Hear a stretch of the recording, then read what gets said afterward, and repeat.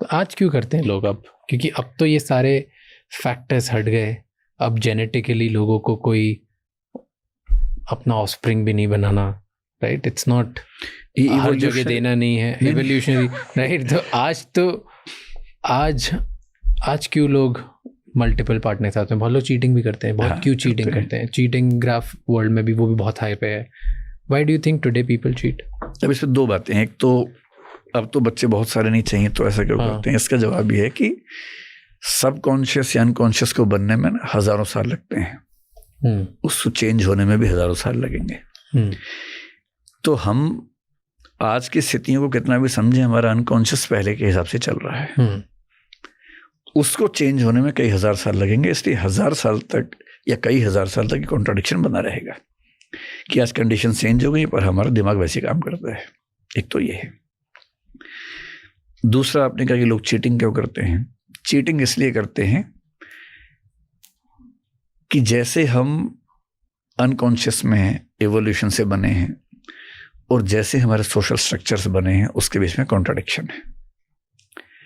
Social structure आपसे कहता है कि आप मोनोगेमस रहें, ये मूल्य है, संस्कार है, कानून भी ये है, जिंदगी भर कानून भी ये है. हालांकि कानून अब क्राइम तो नहीं माना जाता है.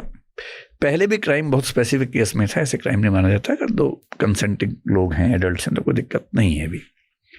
पर हमें भारत की बात कर रहा हूँ, कई देशों में दिक्कत है. जैसे ईरान में अगर कोई महिला ऐसा करेगी तो उसको पत्थरों से मारा जाएगा. ये आज भी नियम है. पाकिस्तान में भी ऐसा नियम है.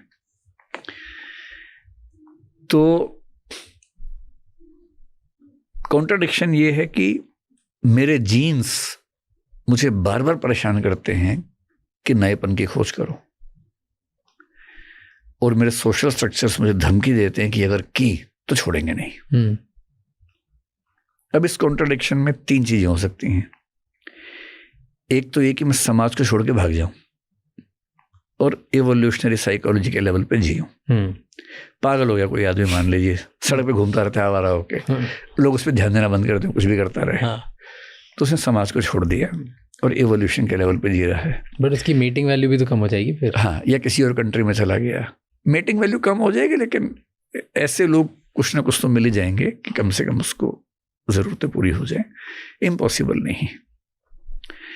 दूसरा तरीका क्या है, उसने अपने सोशल स्ट्रक्चर्स को संभालने के लिए अपनी जेनेटिक, एवोल्यूशनरी और बायोलॉजिकल नीड्स को पूरी तरह से सप्रेस कर दिया, जो बहुत लोग करते ही हैं, और दुनिया को बोलते हैं कि हम तो ट्रूली मोनोगेमस हैं. अंदर तो स्ट्रगल चलता ही, कन्फ्लिक्ट चलता ही उनके अंदर भी. उस कन्फ्लिक्ट में वो अपने नेचुरल एस्पेक्ट को मार देते हैं अपने सोसाइटल एस्पेक्ट को ठीक रखने के लिए. अधिकांश लोग ना ये कर पाते हैं ना वो कर पाते हैं. तब एक ही रास्ता है या 2 रास्ते हैं.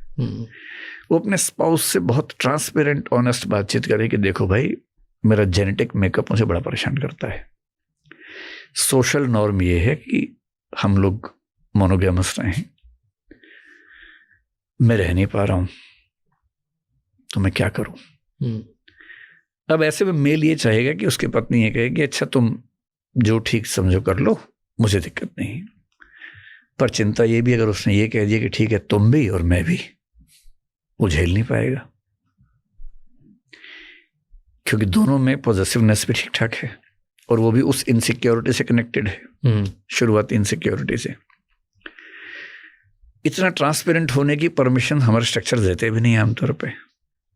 ये बात कितने पति पत्नी आपस में कर सकते हैं? शायद ही 0.0001% कोई होंगे तो होंगे. अब एक ही रास्ता बचा, cheating.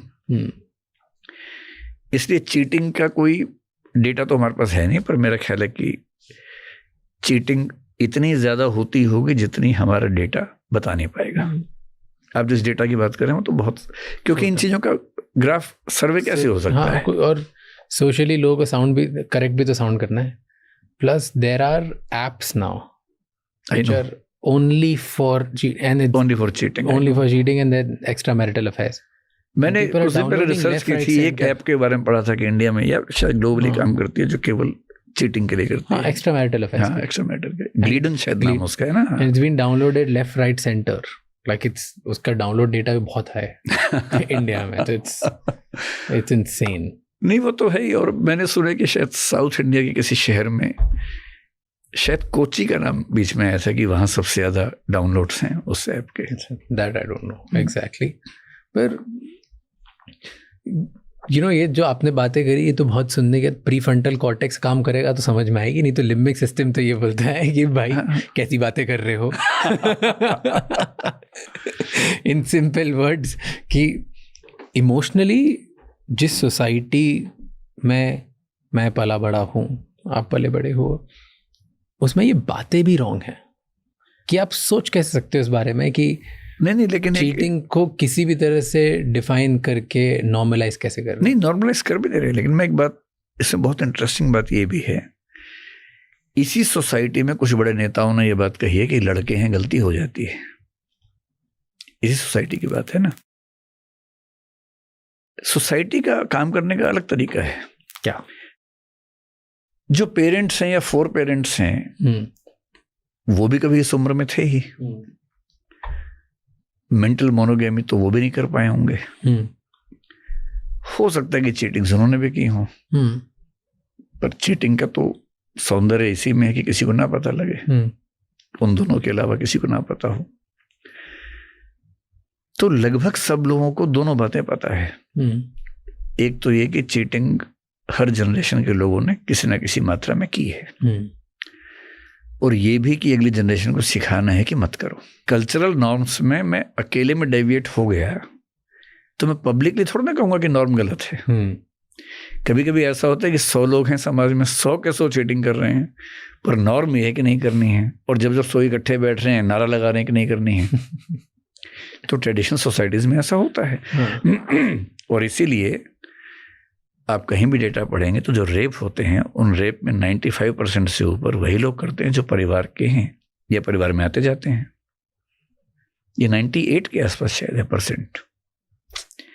95%, more than 95% of the rapes are committed by the people who are the family members or like family members. असली रेप वो थोड़ा ना जिसमें बहुत शोर शराबा हुआ, हंगामा हुआ, पुलिस केस हुआ, तो फैमिली के अंदर वो पता भी नहीं चला।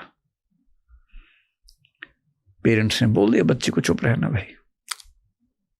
अधिकांश आप डेटा देखिए, मैं जहां तक याद करूं 98% के आसपास डेटा है।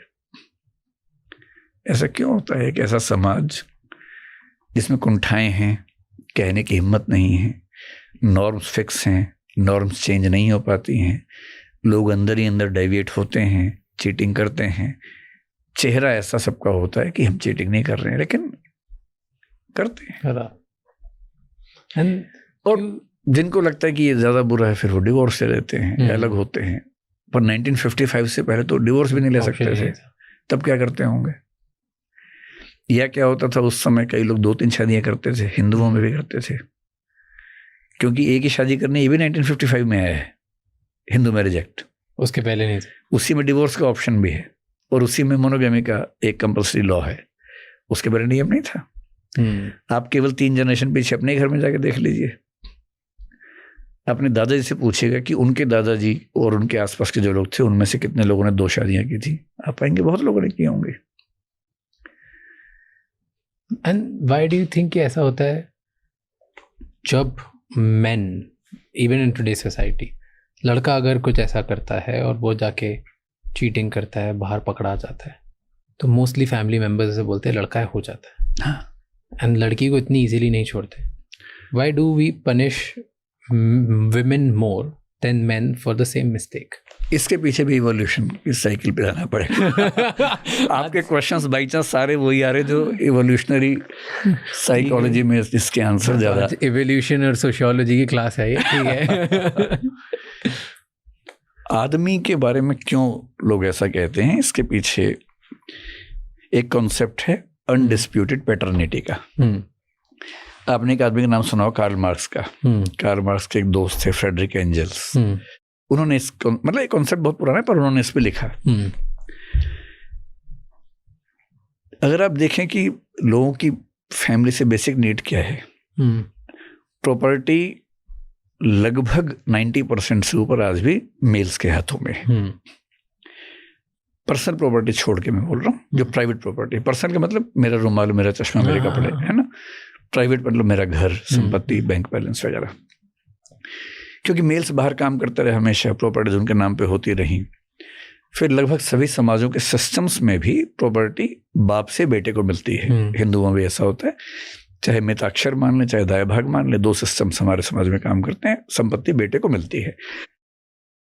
1955 में हिंदू सक्सेशन एक्ट आया तो उसके बाद से प्रॉपर्टी में बेटी का हिस्सा होने लगा, पर वो कागजी ज्यादा है, व्यावहारिक रूप से आज भी मिलता नहीं है। ये लगभग हर समाज में है, सिर्फ हिंदू समाज की बात नहीं है।